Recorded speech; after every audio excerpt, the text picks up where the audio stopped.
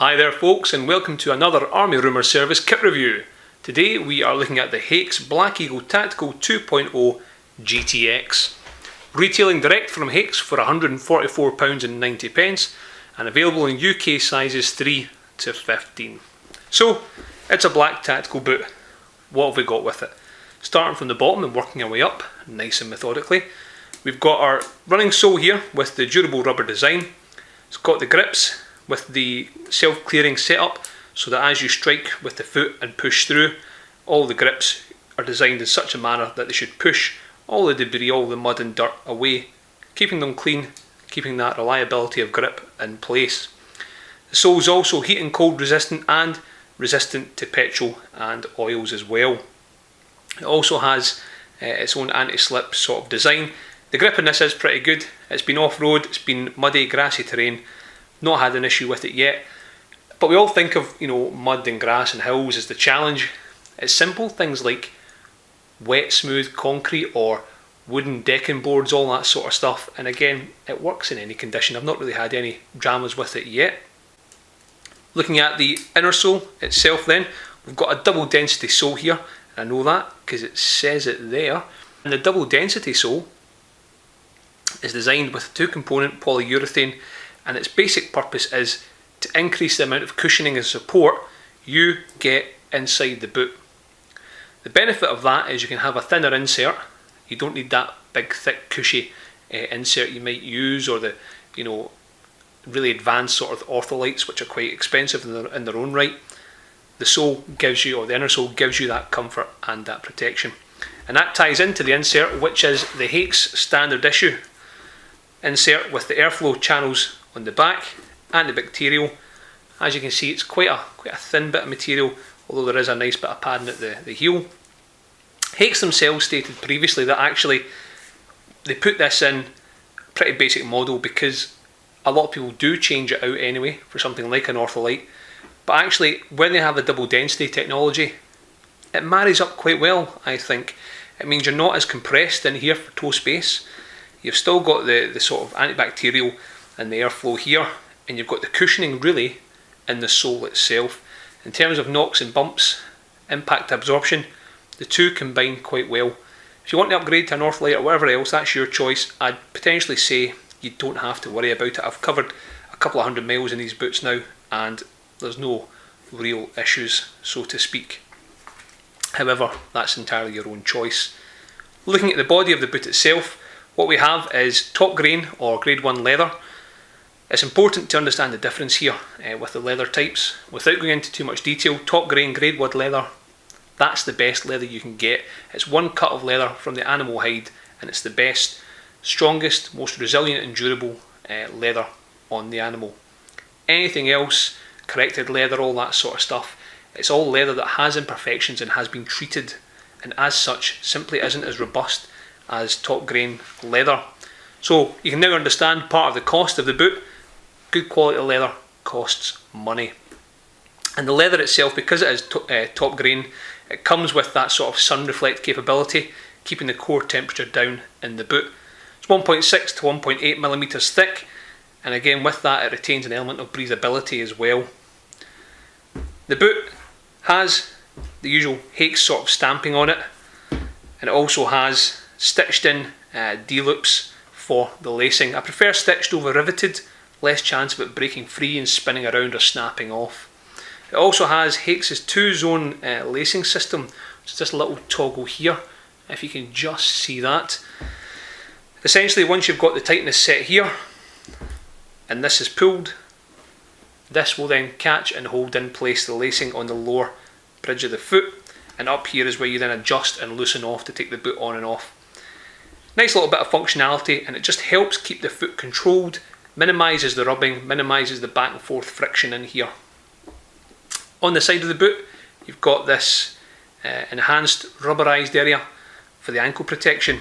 Now, it's I would say it's not an unusual thing to find tactical boots that have their own little gimmick.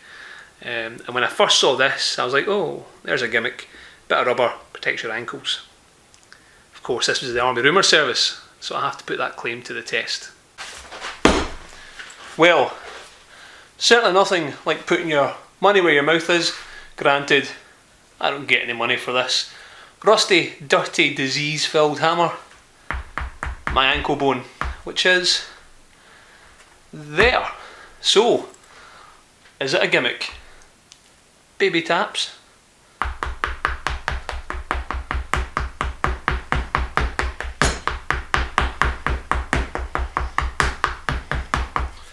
That's alright. Can feel it. It doesn't hurt.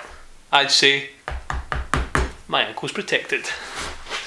But with every experiment you need a control group. And here it is. The one where there ain't no ankle protection. That's my bone right there. We're happy that this is going to hurt, yeah, so should we just... No, right, okay. Baby taps. Yeah, that clearly hurts.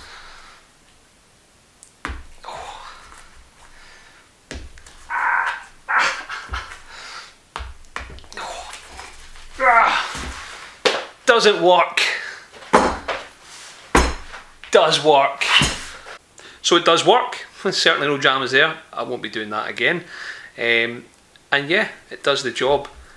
When you come to the actual tongue of the boot, you've got the mesh tongue. You've got your little lace hidey at the top here for tucking away the lace. The laces are the sort of quite thin, ropey type. The robust, I have known them to get trapped and locked into each other when they get heavily saturated with water. It's not been a massive issue with these particular laces, I have to say.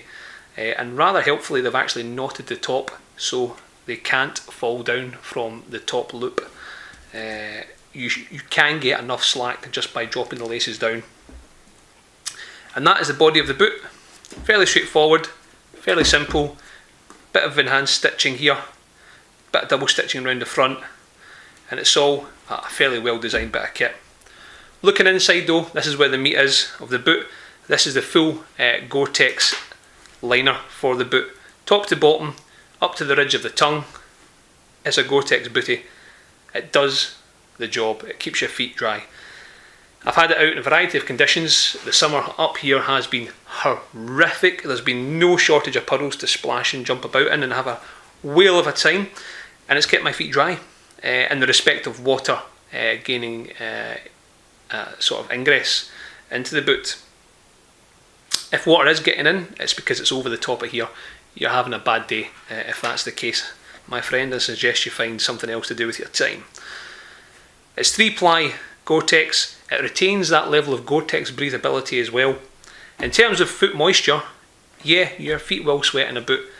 It's the natural law of things. They're in an enclosed space.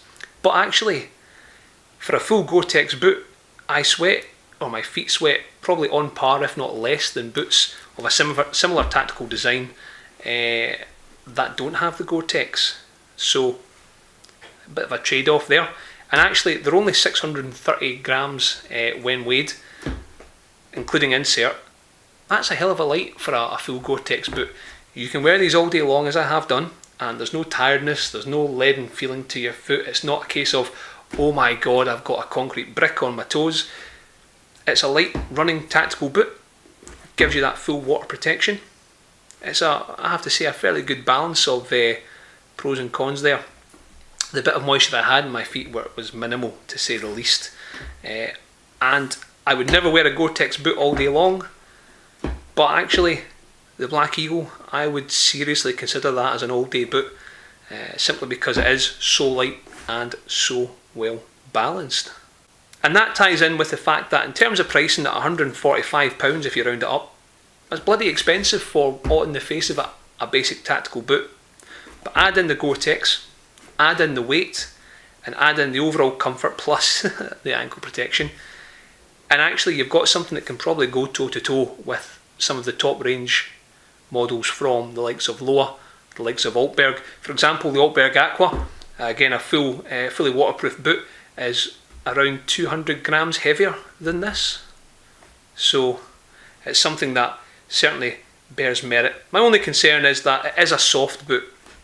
In terms of toe protection here, you're not getting as much as you might do with a chunkier, heavier boot. So again, you have to just measure up the deployment for this and what you're going to be using it for, and make sure you risk assess appropriately. If you need toe protection, you're going to have to get a heavier boot. And there's no mention of the sole being pierce resistant either, something that I shall get an answer for and get back to you on that one, folks. But overall, a good, lightweight, comfortable Gore-Tex boot. Not many of them out and about. Would I opt for this? Yeah, I think I'd probably swap this out for my everyday wear. And that is, folks, the Haix Black Eagle Tactical 2.0 Gore-Tex. Thanks for watching, and we'll see you next time.